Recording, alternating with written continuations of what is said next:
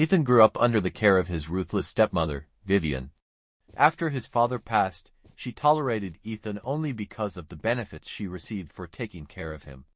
But the day he turned 18, Vivian coldly threw him out with nothing but the clothes on his back. Homeless and struggling to survive, Ethan faced years of hardship, sleeping in shelters and taking any work he could find. Despite it all, he managed to claw his way up, eventually building a thriving business and achieving success beyond anything Vivian could have imagined. Years later, Ethan learned that Vivian had lost everything. Her bad choices, reckless spending, and greed had left her bankrupt. Soon enough, she came begging him for help, a shell of the woman who had once looked down on him. Ethan met her, his bitterness sharpened over years of remembering her cruelty. With a cold smile, he agreed to help but on his terms. He bought her crumbling house, making her pay rent to him to stay in it, knowing she could barely afford it.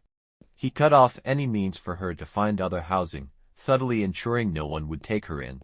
Each month, he watched her struggle to pay, just as he'd struggled when she left him on the streets. Finally, when she couldn't keep up, he evicted her, forcing her into the same shelters he once slept in. Standing in the doorway, he looked down at her with a satisfaction that came not from cruelty, but from the harsh justice of karma.